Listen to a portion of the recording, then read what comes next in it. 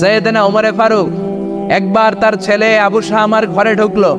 আবু শামা রাত্রিবেলা নাবিজ ভিজিয়েছিল। নাবিজ হচ্ছে সাদা দুধের মধ্যে শক্ত খুরমা রাত্রিবেলা ছেড়ে দিলে সকালবেলায় এই সাদা দুধ আর সাদা থাকে না, লাল হয়ে যায়। ওই খুরমার রস টানতে টানতে সাদা দুধটা লাল হয়ে যায়। কি হয়ে যায়? আরব দেশের লোকেরা রাত্রেবেলায় দুধের সাথে শক্ত খুরমা ভিজায় রাখে আর সকালে ওইটা খায়। ওটা খুবই হেলদি, স্বাস্থ্যের জন্য খুব ভালো। কিন্তু নিয়ম হচ্ছে সকালেই খাইতে হবে।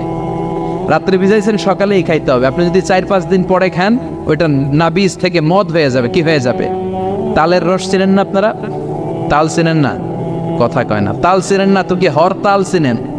হরতাল নাকি তাল? আচ্ছা, তালের রস আমরা খাই।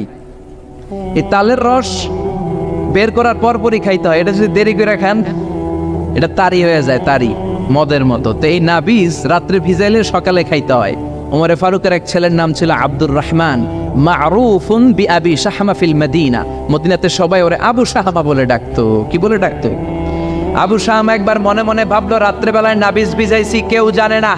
ওই নাবিজ আমি সকালবেলা খামু না, 5 দিন পরে মদ বানাইয়া খামু। কি বানাইয়া খামু? 5 দিন পরে এটা পয়সা মদ হয়ে গেছে। এবার মদ খাওয়ার পরে খালি টাল হয়ে গেছে। ওমরে ফারুক দেখে, আবে আলা আব্বা তুমি কেমন আছো? তোমারে তো আলায় আমি চিনবার পারতাছি না। ওমরে ফারুককে ঘটনা কি? পোলা এরকম করতেছে কে? সাইয়েদনা ওমরে ফারুক বললেন, আর শারিবতা খামরান? কিরে আবু শাহমা, মদ খাইছিস নাকি? আবু শাহমা কয়, না হালায় আমি মদ খাই না। ক্যা আব্বা? হালা আমি নাবিজ খাইছিলাম, সামান্য নাবিজ খাইছি। কি খাইছি? মাতালের মতো শুধু মাথা ঘুরাই, কি বলে নিজেও জানে না। ওমরে ফারুক বললেন, ইফতাহ ফামাক, তোর মুখ খোল। কি খোল? কথা কর। মুখ খোলার পরে গন্ধ নিলেন। নাক দিয়ে গন্ধ নিয়ে দেখলেন মদের গন্ধ পাওয়া যায়। যখন ওমরে ফারুক দেখলেন মদের গন্ধ পাওয়া যায়, কোনো কথা নাই। ছেলের কলারটা ধরে টানতে টানতে মসজিদে নববীর বারান্দার পিলারের সাথে নিজ হাতে রশি দিয়ে বাঁধলে। কি দিয়ে বাঁধলেন? ইন দ্য মিন টাইম জোহরের আজান শুরু হলো। আল্লাহু আকবার, আল্লাহু আকবার, আল্লাহু আকবার, আল্লাহু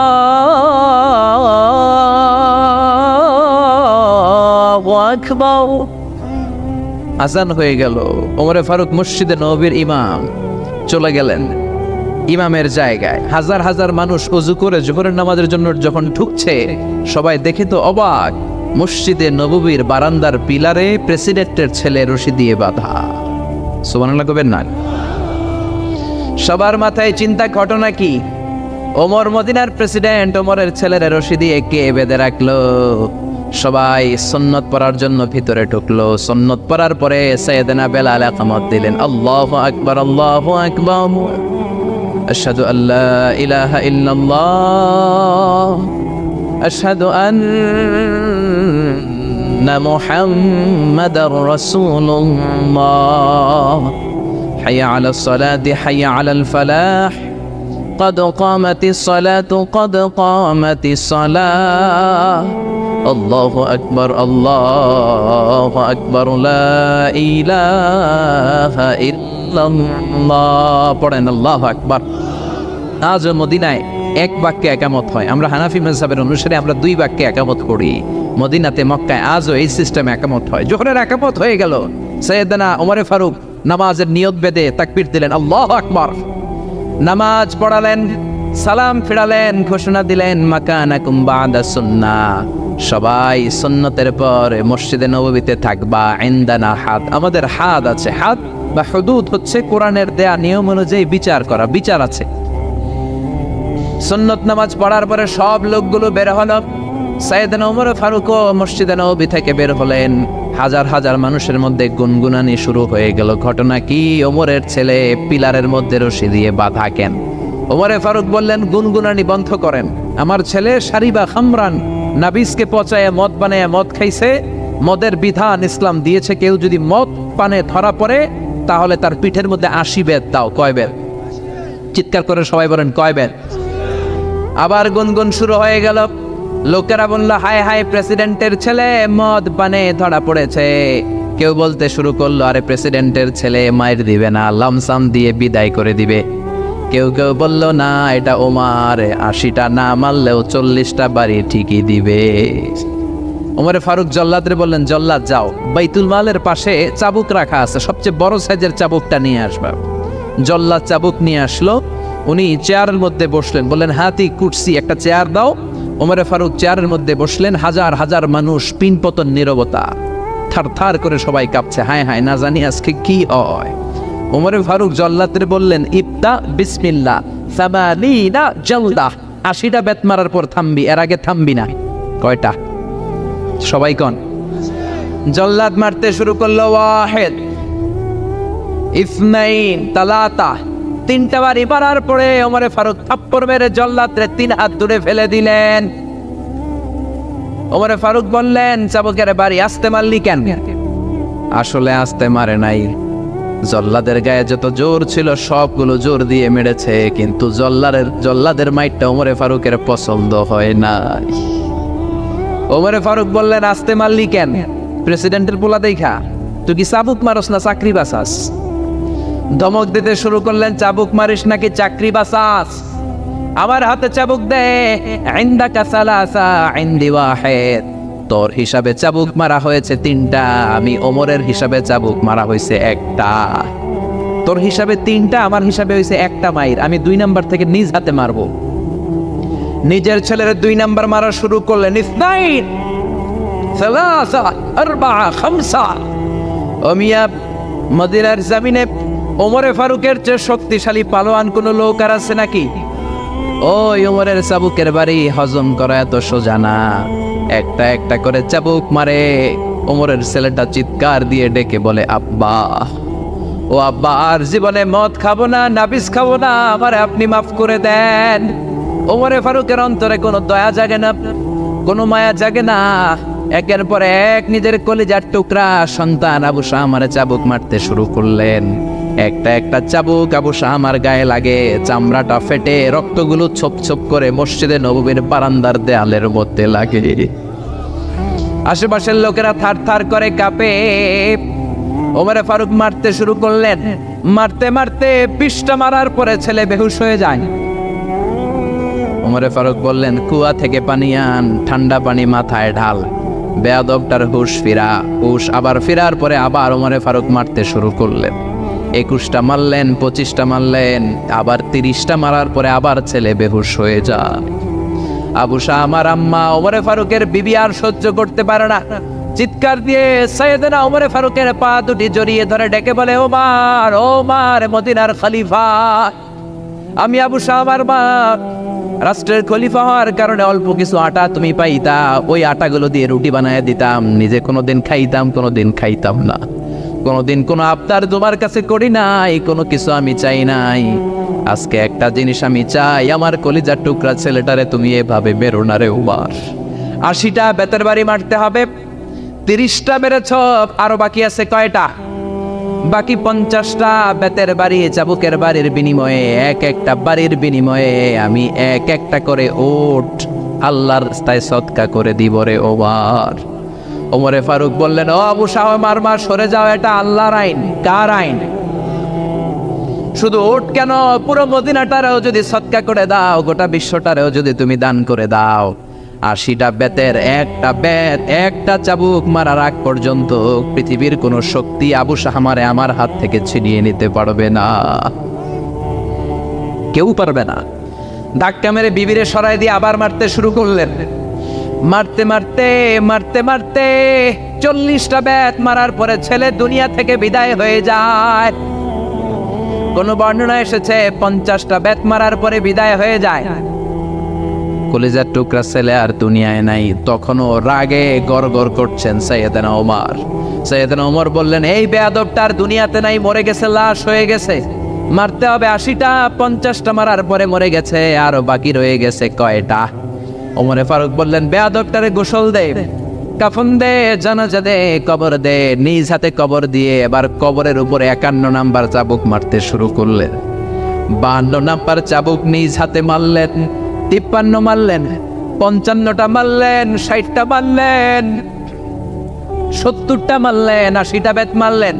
চাবুক মারতে মারতে ঘামতে ঘামতে অস্থির হয়ে 80টা চাবুক মারার পরে চাবুকটা ছেড়ে দিয়ে আল্লাহরে ডেকে বললেন, আল্লাহ আমার ছেলেটারে তুমি মাফ করে দিও, আমার আবু শাহ আমারে তুমি মাফ করে দিও, আমারে তুমি মাফ করে দিও।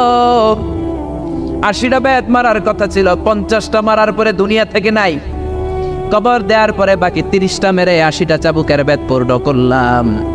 কোনো পার্সিয়ালিটি করি নাই, নিজের ছেলে হওয়ার কারণে আলাদা কোনো নিয়ম বানাই নাই। কিয়ামতের দিন সেই তোমার বিচারের ট্রাইব্যুনালে, তোমার সুপ্রিম কোর্টের কাঠগড়ায় জালিম বাদশাদের কাতারে তুমি আমারে দাঁড় করাতে পারবা না। আল্লাহু আকবার।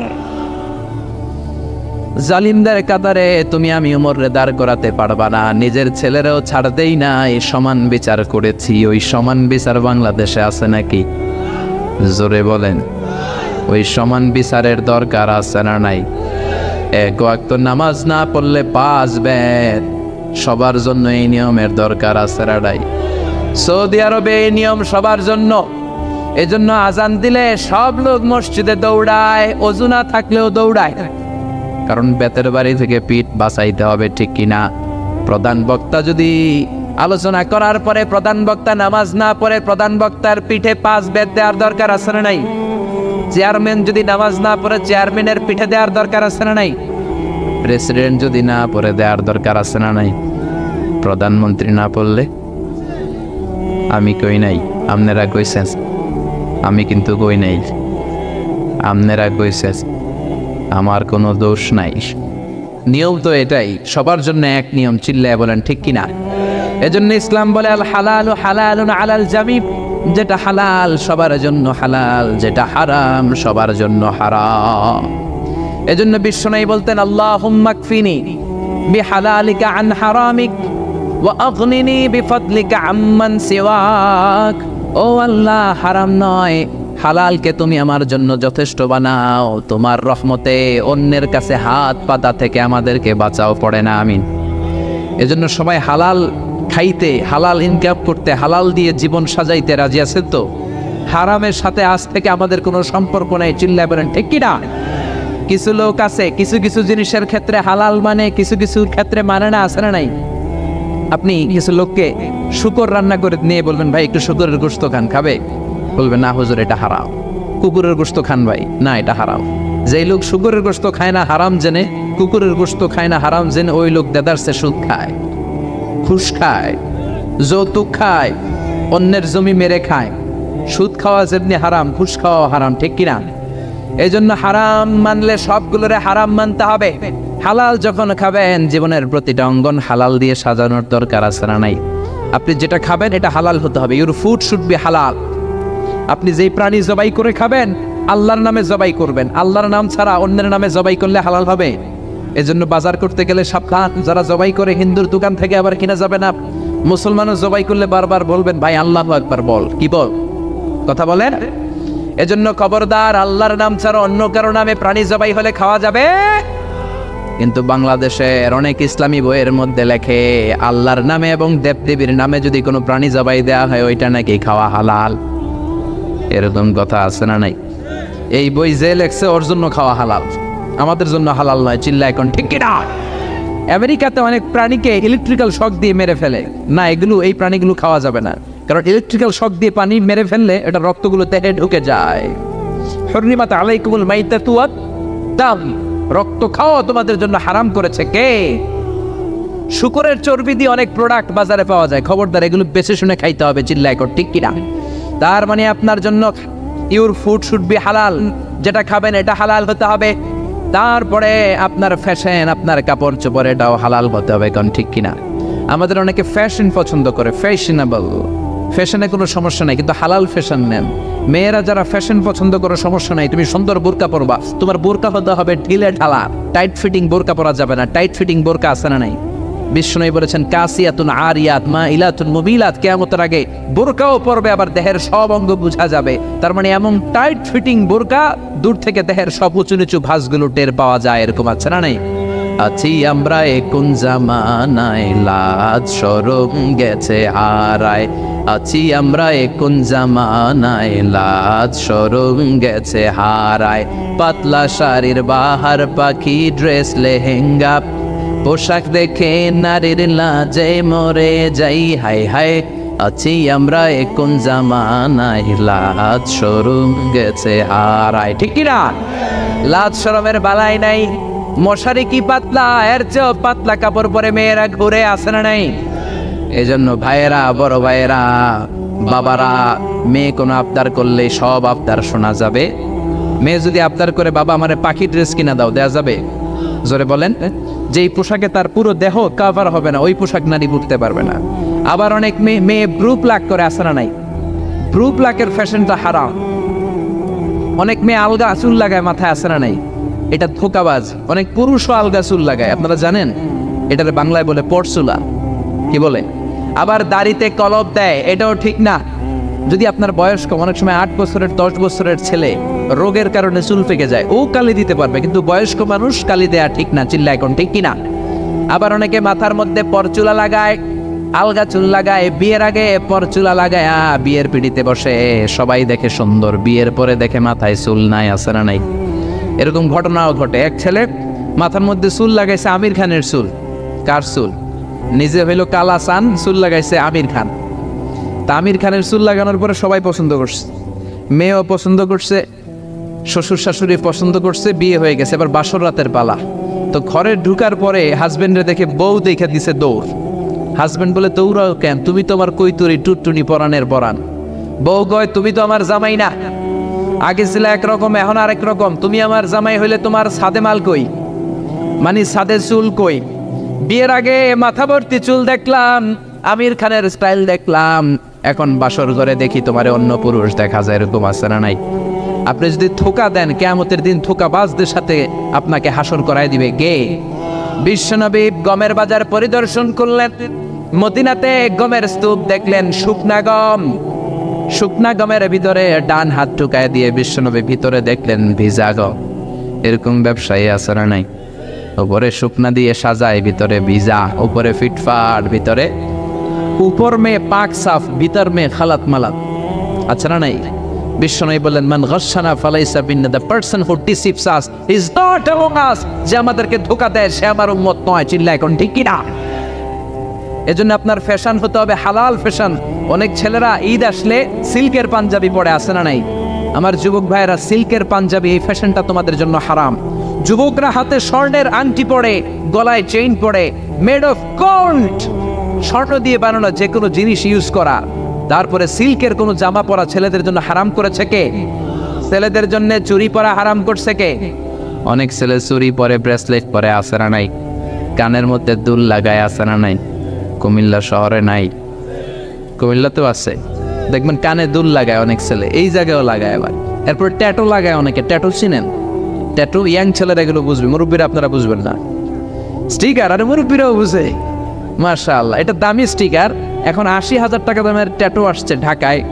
এটা ইলেকট্রিক্যাল শক দিয়ে, নিডেল দিয়ে, আর ডাইং এর মাধ্যমে রং দিয়ে এই ট্যাটুটা বানায়। কোনো মুসলমানের বাচ্চা এই ট্যাটু গায়ের মধ্যে লাগাতে পারে? এই ট্যাটু লাগালে কোনো ইবাদত তোমার কবুল হবে? তার মানে তুমি যে ফ্যাশন গুলো করবা, ইউর ফ্যাশন শুড বি হালাল, ইউর ড্রেস শুড বি হালাল। ছেলেরা অর্নামেন্টস পড়তে পারবে না, ব্রেসলেট লাগাতে পারবে না, সিল্কের পাঞ্জাবি পড়তে পারবে না, স্বর্ণের কিছু ব্যবহার করতে পারবে না। এছাড়া তুমি তোমার নাভি থেকে হাঁটু পর্যন্ত ঠেকে সব ধরনের ফ্যাশন তুমি নিতে পারো। নতুন একটা ফ্যাশন এসেছে, চুলের এই দুই দিকে একেবারে মাথার সাথে মিলায় চুল কাটে, আর এদিক দিয়ে ঘোড়ার মতো রাখা, আছে না নাই? আমি এটার নাম দিয়েছি হর্স কাটিং। কি কাটিং? ঘোড়া কাটিং।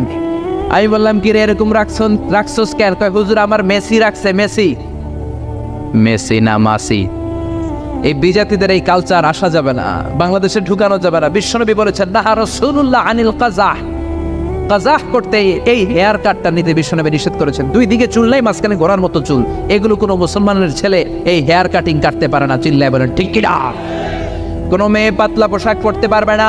মেয়েদের পোশাক হবে ঢিলা, মেয়েদের পোশাক হবে মোটা। এই নিয়মগুলো মেনে ছেলে মেয়েরা যেই কোনো পোশাক পরো, যেই কোনো ফ্যাশন নাও, ওই ফ্যাশনের মধ্যে বরকত আছে। ইসলাম তো ফ্যাশন সচেতন। বিশ্বনবী নিজেও কসমেটিক্সের একটা বক্স রাখতেন সাথে, সুবহানাল্লাহ বলবেন না? অনেকে হাসে। আরে পুরুষরাও প্রসাধনী ইউজ করতে পারে। বিশ্বনবীর একটা চামড়ার তৈরি কসমেটিক্সের ব্যাগ থাকতো সাথে, এটার ভেতরে বিশ্বনবী 6টা জিনিস রাখতেন। কয়টা? কথা বলেন। 1 নম্বরে রাখতেন মেসওয়াক, 1 নম্বরে কি? 2 নম্বরে জাইতুনের তেল, 2 নম্বরে কি? 3 নম্বরে আতর, 3 নম্বরে কি? 4 নম্বরে চিরুনি, 5 নম্বরে হলো টুথপিক। টুথপিক চিনেন না খিলাইল চিনেন? হ্যাঁ, টুথপিক না খিলাইল। 6 নম্বরে সুরমাদানি।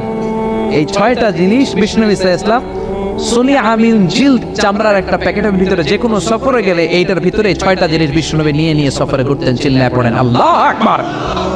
এজন্য ফ্যাশন করতে ইসলাম তোমাকে, Islam doesn't make any kind of complexity to take any new fashion. কোনো ফ্যাশন নিতে কোনো সমস্যা নাই, but your fashion should be হালাল।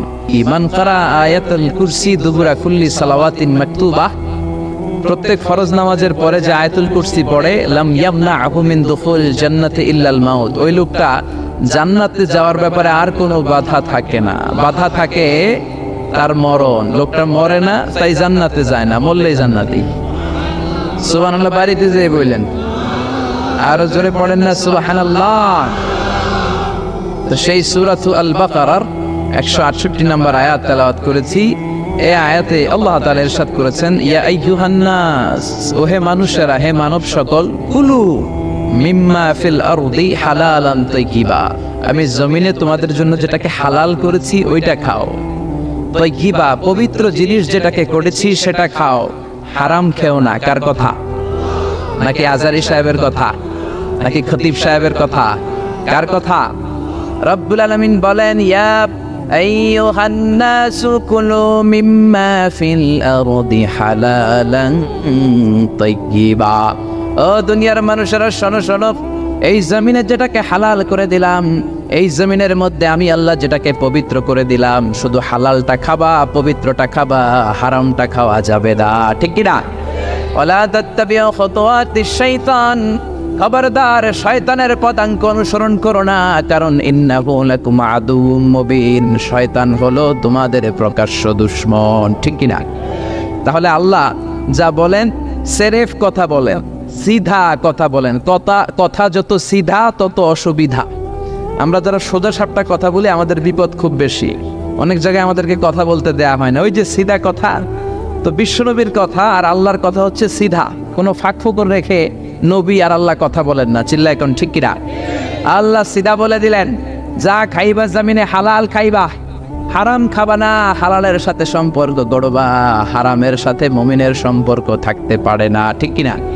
এজন্য আজকের মাহফিলে আমাদের স্লোগান হোক, আমরা হালাল খাবো। কি খাইবেন? জোরে বলেন, জোরে বলেন। আর আমরা হারাম থেকে বেঁচে থাকবো। রাজি আছেন? বাঁচি আর মরি হালাল খাবো, পেটে যেটা ঢুকাবো হালাল খাবো, আমার পুরো জীবনটাই আমি সাজাবো হালাল দিয়ে। কি দিয়ে? মুমিনের সাথে হারামের কোনো সম্পর্ক নাই। কিন্তু বাংলার জমিনের মুসলমানদের জীবনের দিকে, কর্মকাণ্ডের দিকে যদি নজর করে তাকাই, তাহলে দেখবো আমরা 2 হাতে কামাই। আমরা হালালও খাই, হারামও খাই। হারাম বড় মিষ্টি লাগে, ঠিক কি না?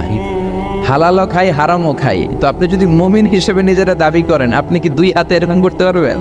না, আপনি ডান হাতে হালালটা নিয়ে খাবেন। কথা বুঝতে পেরেছেন? এজন্য হারাম খাওয়া যাবে না, হালাল খেতে হবে। মুসলমান নিজেকে যদি মুসলমান বলে দাবি করো, হালাল খাবা। কিন্তু আমাদের জীবনের দিকে যদি আমরা একটু নজর করি, আমরা হালাল যেমনি খাই, এট দ্য সেম রেটে হারামও খাই। খাই কি খাই না? আমরা সুদ খাই, হালাল না হারাম? জোরে বলতে হবে।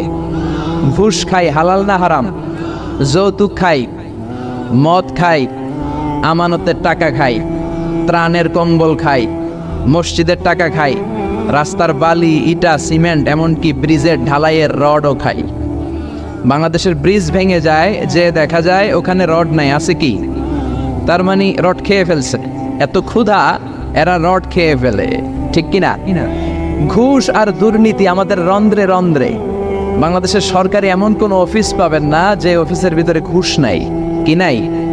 ঘুষ নাকি বুশ, দুটোটাই না পাক।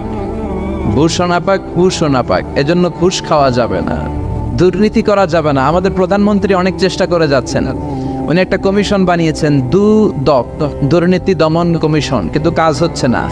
ঠিক কিনা? ওনার আপ্পাজান বাংলাদেশের স্বাধীনতার স্থপতি বঙ্গবন্ধু শেখ মুজিবুর রহমান, আল্লাহ ওনার কবরটারে তুমি জান্নাতের বাগান বানাও।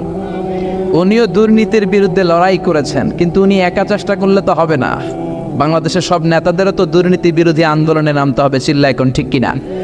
এই স্বাধীনতার পর থেকে এই 2018 পর্যন্ত আমাদের দুর্নীতি বন্ধ হয় নাই, আমাদের ঘুষ কমে নাই, ঠিক কিনা?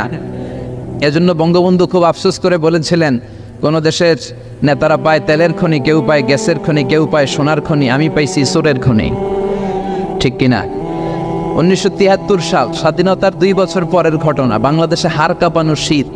বঙ্গবন্ধু আহ্বান জানালেন, আমার উত্তরবঙ্গের বুড়া লোকগুলো মরে যায়, গোটা বিশ্ব থেকে আপনারা ত্রাণের কম্বল পাঠান। আসতে শুরু করলো কম্বল, এক এক প্লেন আসে, কার্গো প্লেন কম্বল নিয়ে 7.5 কোটি কম্বল আসলো।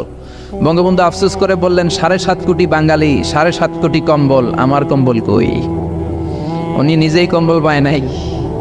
মিয়া, উনি চেষ্টা করেছেন, কিন্তু ওনার অনুসারীরা অনেকে এই দুর্নীতির রাজা, চিল্লায় কোন ঠিক কিনা? আফসোসের সাথে বলতে হয়, অর্থমন্ত্রী বলেছেন 1,500 কোটি টাকা কোনো টাকাই না। আবার আমাদের প্রিয় অর্থমন্ত্রী ঘুষকে একটা নতুন নামে অভিহিত করেছেন, উনি বলেছেন এটা স্পিড মানি। কি মানি? কয় ঘুষ খাইলে কাজের স্পিড বাড়ে। আবার শিক্ষামন্ত্রীও কম যান না, উনি গত মাসে বললেন ঘুষ খাইয়েন, তবে সহনীয় মাত্রায় খাইয়েন। মিয়া, মানুষ পাগল হইলে বান্ধে রশি দিয়া, রশি পাগল হইলে বানবেন কি দিয়া? সর্ষে দিয়ে তারাই ভূত, এখন সর্ষের ভিতরে ঢুকছে ভূত, চিল্লায় কোন ঠিক কিনা? बर्बाद गुलिस्तान के लिए एक ही उल्लू काफी है, गुलिस्तान की हर शाख में उल्लू बैठे हैं, फिर अंजाम में गुलिस्ता क्या हो गया। ফুলের বাগান নাকি তছনছ করে দেওয়ার জন্য একটা হুতুম পেঁচাই এনাফ। এখন হুতুম পেঁচা বসে আছে গাছে গাছে, ডালে ডালে, শাখায় শাখায়। ফুল বাগানের নসিবে কি আছে আল্লাহই জানে। 1971 সালের 9 মাস রক্তক্ষয়ী যুদ্ধের মাধ্যমে বাংলাদেশ নামক এক ফুল বাগান আল্লাহ আমাদেরকে দিয়েছে, কিন্তু এই দুর্নীতির কারণে এই ফুল বাগানকে আজও আমরা মনের মতো করে সাজাতে পারি নাই, চিল্লায় বলেন ঠিক কিনা? এজন্য দুর্নীতি করা যাবে না, ঘুষ খাওয়া যাবে না। এই ঘুষ যতদিন বন্ধ না হবে, বাংলার জমিনে সিডর পাঠাবে কে? ভূমিকম্প পাঠাবে কে? মহামারী পাঠাবে কে? এদেশের 17 কোটি মানুষের প্রধানমন্ত্রী, আমাদের প্রিয় প্রধানমন্ত্রী জননেত্রী শেখ হাসিনাকে এই দুর্নীতি দমনের ব্যাপারে আল্লাহ আরো কঠোর হওয়ার তৌফিক দান করুক। দেশটাকে রহমত দিয়ে আল্লাহ ভরে দেখ, জোরে পড়ে না আমিন। এজন্য রাব্বুল আলামিন বলেন, ইয়া আইয়ুহান নাসু কুলু মিম্মা ফিল আরদি হালালান তাইয়্যিবা। ও দুনিয়ার মানুষেরা, তোমরা জমিনের মধ্যে যেটা হালাল করে দিলাম, হালালটা খাইবা, হারামটা খাওয়া যাবে না। কার কথা? আর জোরে বলেন। এজন্য আমরা হালাল খাবো, কি খাবো? হারাম খাবো না। রাজি আছেন? সবাই রাজি? ইসলামী শরিয়া এই হালাল হারামের ব্যাপারে আমাদেরকে অনেকগুলো মূলনীতি শিখিয়েছে। অনেক রাত, এত লম্বা কথা তো বলা যাবে না, দুই একটা কথা শেয়ার করব, পড়েন ইনশাআল্লাহ। ইসলাম বলে আল আসলু ফিল আশিয়াই আল ইবাহা, পৃথিবীতে যত জিনিস আছে বেসিক্যালি ইটস হালাল। আসলে সবকিছু হালাল, কিন্তু হারাম করতে হলে আপনার দলিল দেয়া লাগবে। কোনো জিনিস হালাল সাব্যস্ত করতে হলে দলিল দেয়া লাগে না, কিন্তু হারাম সাব্যস্ত করতে হলে দলিল দেয়া লাগে। চিল্লা এখন ঠিক কিনা? এক শ্রেণীর লোক আছে সব জায়গায় খুঁতখুঁতে স্বভাব, খালি হারাম হারাম ফতোয়া দেয়, আছে না নাই? বিশ্বনবী এদেরকে বললেন মুতানাত্তিউন। বিশ্বনবী বললেন হালাকাল মুতানাত্তিউন, যারা মুতানাত্তিউন তাদের ধ্বংস। সাহাবারা বললেন, ও নবী মুতানাত্তিউন কারা? বিশ্বনবী বললেন, হালাল জিনিসকে যারা হারাম বলে ফতোয়া দেয় তারাই হলো মুতানাত্তিউন। হালাল জিনিসকে হারাম বলে ফতোয়া দেয় এরকম কিছু লোক আছে না নাই? এই দেশের কিছু মাওলানারা একটা সময় বলতো ইংরেজি শিক্ষা হারাম, জানেন? এখন তারাই ইংরেজি শিখে, ঠিক কিনা? তারা বলতো রাজনীতি করা হারাম, এখন নিজেরাই রাজনীতি করে, আছে না নাই? তারা ফতোয়া দিত টেলিভিশনে ইসলামী আলোচনা করা হারাম, এখন নিজেরাই আলোচনা করে, আছে না নাই? আবার কেউ কেউ ফতোয়া দিত মহাসড়ক অবরুদ্ধ করে, জনদুর্ভোগ তৈরি করে আন্দোলন করা হারাম, কিন্তু এই বছর দিল্লির এক মুরব্বীরা আটকানোর জন্য তারা নিজেরাই আন্দোলন করেছে। জোরে কোন ঠিক কিনা? এই ভাইদেরকে আমি খুব ভালোবাসি, কিন্তু না বুঝে এক সময় হারাম ফতোয়া দিছে, এখন নিজেরাই এই ফতোয়ার কাছে পড়ে গেছে। চিল্লা এখন ঠিক কিনা? এজন্য হারাম ফতোয়া দেওয়ার আগে 10 বার ভাববেন। আল্লাহ বলে, কুল মান হারামা যিনাতাল্লাহিল্লাতী আখরাজা লিইবাদিহি ওয়াত-তাইয়্যিবাতি মিনার রিজক। এই জমিনের মধ্যে আমি রব্বুল আলামিন যেটাকে হালাল করে ঘোষণা দিলাম, ওই জিনিসকে হারাম বলে ফতোয়া দেয় কার এত সাহস আছে? আল্লাহু আকবার। তাহলে পৃথিবীতে যা আছে সব হালাল, অল্প কয়েকটা জিনিস ছাড়া। হালাল হচ্ছে ব্যাপক, হারাম হচ্ছে সীমিত। আপনার জীবনের চাহিদা মেটানোর জন্য আপনি হালাল দিয়ে চাহিদা মেটাতে পারবেন, হারামের দিকে যাওয়াই লাগবে না। চিল্লা এখন ঠিক কিনা? আল্লাহ পবিত্র কোরআনুল কারীমের মধ্যে যত জায়গায় হালালের ঘোষণা দিলেন ব্যাপকভাবে দিলেন। আল্লাহ বললেন উহিল্লাত লাকুম বাহিমাতুল আনআমি ইল্লা মা ইউতলা আলাইকুম। এই জমিনের মধ্যে চার পাওয়ালা যত জন্তু আছে সবগুলোকে আমি খাওয়া তোমাদের জন্য হালাল করলাম, হাতে গোনা অল্প কয়েকটা ছাড়া। সুবহানাল্লাহ। তাহলে হালাল হচ্ছে আনলিমিটেড, হারাম হচ্ছে লিমিটেড। হালালের পরিধি ব্যাপক, হারাম অল্প। আচ্ছা বুঝে শুনে উত্তর দেন, হারাম যদি ব্যাপক হইতো, বেশি হইতো, আমরা বাঁচতে পারতাম? জোরে বলেন। এই জন্য আমাদের সহজীকরণের জন্য হালালকে আল্লাহ বাড়িয়ে দিল, হারামকে আল্লাহ কমিয়ে দিল। ইসলাম হলো সহজ, আদ-দীনু ইসরুন লা উসরা ফি। এজন্য বিশ্বনবী বলেন ইয়াসসিরু ওয়ালা তুআসসিরু। ইসলামকে সহজ করে মানুষের সামনে উপস্থাপন করো বা ইসলামকে কঠিন করে মানুষের সামনে পেশ করো না। বাশশিরু ওয়ালা তুনাফিরু। মানুষকে দিনের দিকে ডাকো, দিন থেকে মানুষকে ভাগিও না। ঠিক কি না? বিশ্বনবী মুআয ইবনে জাবালকে ইমাম বানালেন। সৈয়দনা মুআয ইবনে জাবাল বিশ্বনবীর সাহাবী, ইমামতির চান্স পেয়ে উনি মাগরিবের নামাজে সূরা বাকারা পড়া শুরু করলেন। কোন সূরা? বড় না ছোট? কত বড় সূরা! উনি মাগরিবের নামাজে এটা বললেন, এশার নামাজে পরে আলী ইমরান। যে এলাকায় ওনার ইমাম বানায় পাঠানো হয়েছে ওই এলাকার সাহাবীর হলো কামলা সাহাবী। কি সাহাবী? কৃষক সাহাবী। সারাদিন কাজ করে মাগরিবের নামাজে যখন দাঁড়াইছে দেখে ইমাম সাহেব সূরা বাকারা দিয়ে ধরছে। কোন সূরা দিয়ে? এক সাহাবী নামাজ থেকে দিছে দৌড়। বারান্দায় যে নামাজ পড়ে বিশ্বনবীর কাছে বিচার দিলেন, ইয়া রাসূলুল্লাহ এমন ইমাম বানাইছেন, ওই ইমাম তো মাগরিব পরে বাকারা দিয়ে। কোন সূরা দিয়া? বিশ্বনবী সাইয়েদনা মুআজকে ডাকলেন, ধমক দিয়ে বললেন আফাত্তানুন আনতা ইয়া মুআজ। ও মুআজ, তুমি কি সমাজের মধ্যে ফিতনা ছড়াও নাকি? বাশশিরু ওয়ালা তুআসসিরু, বাশশিরু ওয়ালা তুনাফিরু। মানুষকে দিনের দিকে ডাকবা, দিন থেকে মানুষকে ভাগাবা না। ইসলামকে সহজ করে উপস্থাপন করবা, ইসলামকে কঠিন করে উপস্থাপন করো না। সুবহানাল্লাহ। ইসলাম সহজ। আমরা রাতে যে নামাজটা পড়ি সর্বশেষ, এই নামাজটার নাম কি? এশা। আর রাতের যে খাবারটা আমরা খাই এটারে আরবিতে বলে আশা। রাতের শেষ নামাজরে বলে এশা, আর রাতের খাওয়ান রে কয় আশা। বিশ্বনবী বলেন ইদা জাআল এশা ওয়াল আশা। রাতের খাবার, রাতের নামাজ, এশার নামাজ দুইটা যদি একসাথে আসে, ফাকদ্দিমুল আশা ক্বাবলাল এশা। রাতের এশার নামাজের আগে আগে খাবারটা খাও, তারপরে আল্লাহর কাছে নামাজে দাঁড়াবা। সুবহানাল্লাহ। কত সহজ ইসলাম। এশার আজান হইছে আর বিরিয়ানি চলে আসছে, আগে কি করবেন? নামাজে যাবেন না, আগে বিরিয়ানি খান। কারণ বিরিয়ানি থুইয়া নামাজে দাঁড়াইলে বিরিয়ানির কথা মনের ভিতরে আসে না নাই? নামাজে পড়বেন আর ভাববেন আমি কি মুরগির রান পাই না ঠ্যাং পাই, কেমনে বিরিয়ানি খামু? কত সুন্দর প্যাকেট আমার জন্য বসে আছে, নামাজের মধ্যে ভেজাল আছে। কি সুন্দর ইসলাম। আগে গরম গরম বিরিয়ানি আসছে, বিরিয়ানি খাও, এরপরে নামাজ পড়ো। কবুল করে নেবে কে? এজন্য আল্লাহ হালালের কথা যখন বললেন ব্যাপকভাবে বললেন উহিল্লা লাকুম সাইদুল বাহরি ওয়া তুআমুহু মাতাআন লাকুম ওয়া লিস-সাইয়ারা। আল্লাহ বললেন সাগরের মধ্যে যত প্রাণী আছে সব খাওয়া হালাল, অল্প কয়েকটা ছাড়া। সুবহানাল্লাহ। তার মানে হালালের ঘোষণা যখন আল্লাহ দিচ্ছেন, আল্লাহ বলতেছেন সব হালাল, সব। আর হারাম যখন ঘোষণা আল্লাহ দেয়, গনে গনে দেয়।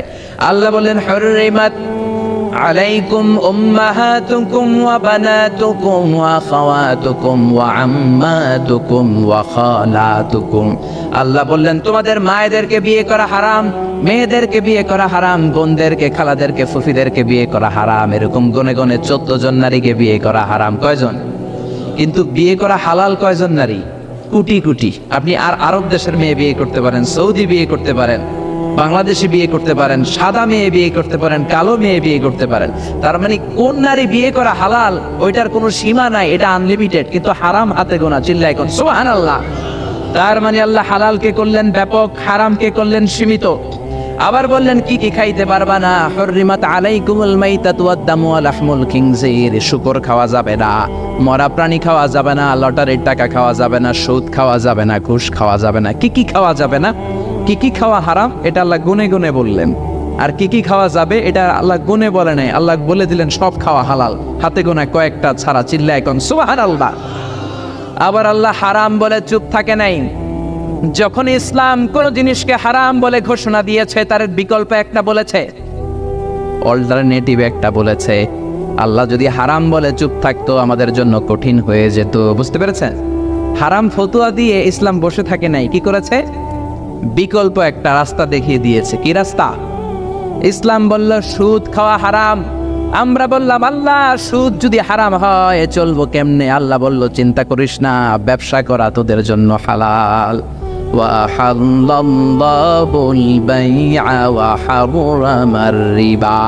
আল্লাহ সুদকে হারাম করে চুপ থেকে যান নাই, আল্লাহ বলে দিয়েছেন ব্যবসা করা তোমাদের জন্য হালাল। সুবহানাল্লাহ।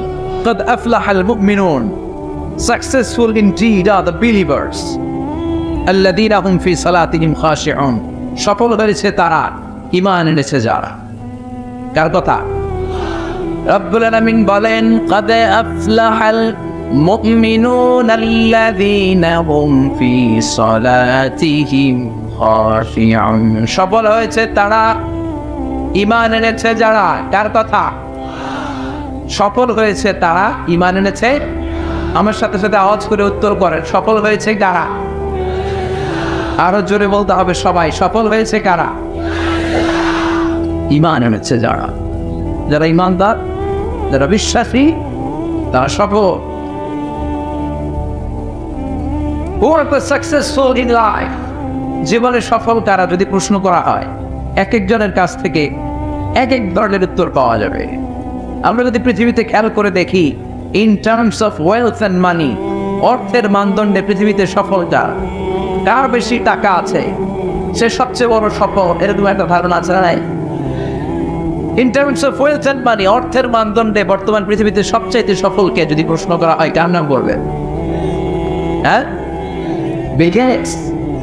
হ্যাঁ, মাইক্রোসফট কোম্পানির ওনার আছে না? মাইক্রোসফট কোম্পানির মালিক বিল গেটস। সেটা কত টাকার মালিক সে নিজেও জানে না। অর্থের মানদণ্ডে যদি বিচার করি, আসলে বিল গেটস বেটা তুই সফল। তুই যে টাকা কামিয়েছিস, শয়তানও এত টাকা কামাইতে পারে না। টাকা টাকা কত টাকা নিজেও জানে না বিল গেটস। আর কে আছে? ওয়ারেন বাফেট, অনেক বড় ইকোনমিস্ট, অনেক বড় অর্থনীতিবিদ, তারও যে কত টাকা সে নিজেও জানে না। আর কে আছে? Mark Zuckerberg, the owner of Facebook, যে ফেসবুক না থাক না ওর বেটা বাবা জমান, কত টাকার মালিক সে নিজেই জানে না।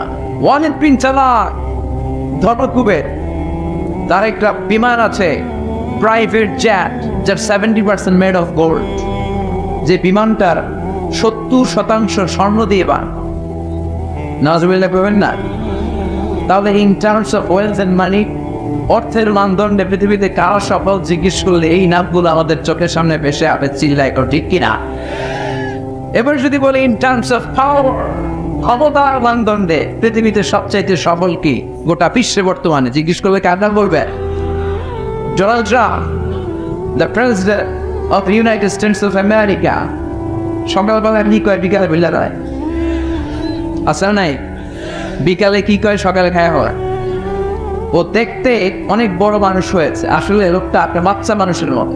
সাইকিয়াট্রিস্ট যারা মনোবিজ্ঞানী, তারা বলেছে আসলে তার ফিজিক্যাল গ্রোথ হয়েছে, তার মেন্টাল গ্রোথ হয় নাই।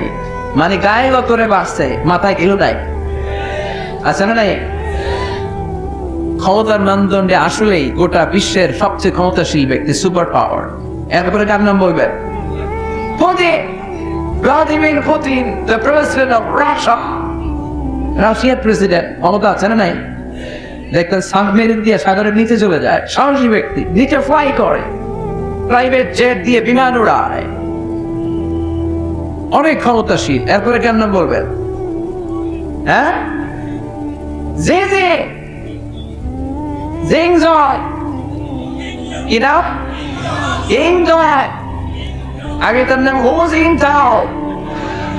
চায়নার নাম এরকম ওয়াং জোয়াং ওয়াং সোয়াং, এটা একটা নাম হয়ে গেছে। এরা হচ্ছে ক্ষমতাশীল। অ্যাঞ্জেলা মার্কেল, নরেন্দ্র মোদী, ক্ষমতা আছে নাই? প্রিয় ভাইয়েরা, তাহলে অর্থের মানদণ্ডে কিছু লোক সফল, ক্ষমতার মানদণ্ডে কিছু লোক সফল। Name and fame, in terms of name and fame, খ্যাতি, যশ, সেলিব্রিটি, এই মানদণ্ডে যদি জিজ্ঞেস করি গোটা বিশ্বে নায়ক নায়িকা, গায়ক গায়িকা, ডান্সার, শিল্পী, অভিনেতা, গোটা বিশ্বে খেলোয়াড়, এরকম নাম করা মানুষদের মধ্যে কেন সবচেয়ে সফল? কেমন লোক? মেসি, ওই যে পাওয়া গেছে মেসি ভক্ত, কি নাম? আরে মাসি না বেটা, মেসি। মেসি নাম বললে চিনে। Ronaldo, Cristiano Ronaldo, Neymar. Neymar কয়ে গেছে এদিকে, হ্যাঁ? অবাক না, ঠিক কিনা? সালমান খান, আমির খান, এগুলা নাম বললেই আবার কয় শাকিব খান, ওদিকে শাকিব খান পাওয়া গেছে। তো এই লোকগুলো আসলে in terms of name and fame, খ্যাতি, যশ, সেলিব্রিটি ক্রাইটেরিয়াতে তারা বিশ্বসেরা। এই বাংলাদেশে 56,000 বর্গ মাইলের মধ্যে যদি দুই একটা নাম জিজ্ঞেস করি যে এদের নাম বলেন, যে বলেন 17 কোটি মানুষ চিনা, কেমন নাম বলবেন? শেখ হাসিনা, এটা আল্লামা দেওয়ার হোসেন সোহাইনি,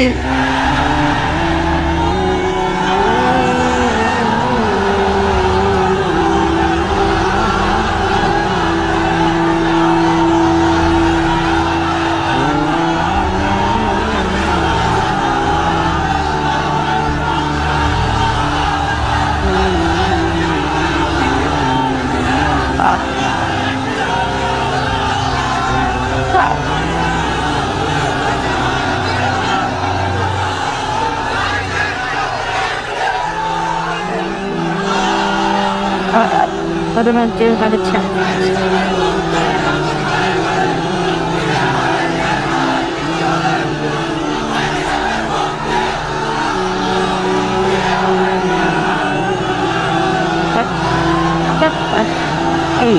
আল্লাহ যখন কোনো বান্দাকে ভালোবাসে, আল্লাহ যখন কাউরে ভালোবাসে, আল্লাহ যদি পৃথিবীর কাউরে ভালোবাসে, আল্লাহ যদি পৃথিবীর কাউরে ভালোবাসে, আল্লাহ ফেরেশতাদেরকে বলে আমি এই লোকটারে বটবে ভালোবাসি, তোমরাও ভালোবাসো। ফেরেশতারা যদি কাউকে ভালোবাসে তাহলে ওই ব্যক্তির ভালোবাসা আল্লাহ তাআলা মানুষের অন্তরে দিয়ে দেয়। এই নামের মধ্যে একটা কারিশমা আছে না নাই? এই নামের ভেতরে মানুষের দরদ ভরা ভালোবাসা আছে না নাই? আল্লাহ ফায়সালা তোমার, ফায়সালা তার মালিক একজন, চিল্লায় বলেন চিনি কেউ? আমরা পৃথিবীর কারো কাছে চাই না, কার কাছে চাই? তুমি ফায়সালা করার মালিক, তুমি সঠিক ফায়সালা করো। চিল্লায় বলেন আমি, আর জোরে বলেন আমি। In terms of name and fame, আমি বলি নাই, আপনাদের কাছে ছেড়ে দিয়েছিলাম। Just I put the question to the audience, জনগণের কাছে ছেড়ে দিয়েছি। একজন বলেছে শেখ হাসিনা, একজন বলেছে আল্লামা সাঈদী, কেউ বলবে বেগম খালেদা জিয়া, কেউ বলবে মাশরাফি বিন মুর্তজা, কেউ বলবে হিরো আলম। আছে না নাই? এই প্যাটার্ন অনেক জনপ্রিয়, চেনা না? এখন সবাই চিনে না? তাহলে রব্বুল আলামিন বলে গোলাম,